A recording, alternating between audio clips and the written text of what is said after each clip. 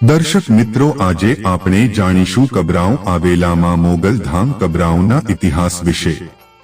મણિધર બાપુએ જણાવેલા ઇતિહાસ પ્રમાણે બાપુ કહે છે, હું અહીંયા મજૂરી કરવા આવેલો અને મજૂરી જ કરતા હતા। બાપુને કહેવું છે કે અહીંયા મોગલમાંનો એક સ્થળો છે અને અહીંયા ધોળા દિવસે માણસો આવી રહ્યા છે અને તમે ગામના લોકોને પણ પૂછી શકો છો। અને આ એક કાઠીનું ગામ છે, ગામનું નામ છે દાહોસરા, આ ચારણોનું ગામ છે। અહીંયા જાહલ પણ અહીંયા આવેલા। અત્યારે કહેવામાં આવે છે તેને નડાબેટ આઈ વરુડી શંકરાની દીકરી હતા અને માતાજીને મારું માપ પરણાવ્યા હતા, એટલે નવઘણ પીપરાળી પરથી નીકળ્યો એટલે માતાજી ત્યાં નવઘણના ભાલે ગયા એટલે તેને નડાબેટ તરીકે ઓળખવામાં આવે છે।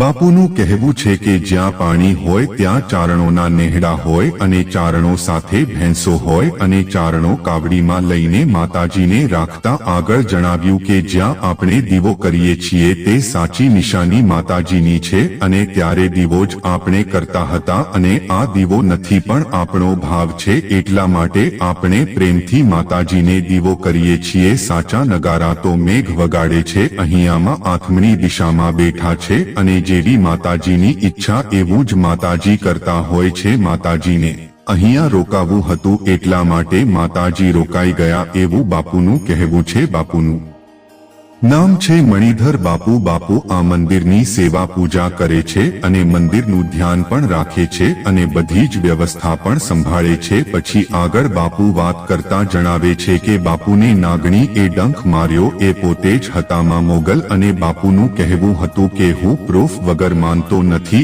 એટલા માટે હવે બાપુએ આગળ પ્રૂફ માંગ્યું અને બાપુનું કહેવું હતું કે હું શ્રદ્ધાનો વિરોધી છું અને હું માનતો નહોતો। પછી તો માતાજીએ મણિધર બાપુને કહ્યું, દીકરા હું એવા માણસો ગોતું છું, મને જાગૃત કર એવું માતાજીએ મણિધર બાપુને કહ્યું। દર્શક મિત્રો, આ હતો કબરાઉં મોગલધામ કચ્છનો ઇતિહાસ। જરૂરથી કમેન્ટ કરો અને તમારા બધા જ મિત્રોને શેર કરો। કમેન્ટમાં લખો જય માં મોગલ। દર્શક મિત્રો, તમને જણાવી દઈએ કે આ માહિતી અમને યુટ્યુબના વિડીયો દ્વારા મળેલી છે। જો કંઈ ભૂલ થઈ હોય તો માફ કરજો, કેમ કે અમે બહુ બધું સર્ચ કર્યું, ઇન્ટરનેટ ઉપર પણ માહિતી ઇતિહાસ વિશે નહોતી મળતી, એટલા માટે અમે એક યુટ્યુબ પર વિડીયો જોયો અને ઘણી તરફ બાપુએ જણાવ્યા પ્રમાણે વિડીયોમાં છે બોલ્યા, એના પરથી અમે તમને માતાજીના ઇતિહાસ વિશે જણાવવાનો પ્રયત્ન કર્યો। જો આમાં કાંઈ ભૂલ ચૂક થઈ હોય અમારાથી તો જરૂરથી માફ કરજો, પણ અમે એટલો પ્રયત્ન જરૂરથી કર્યો છે કે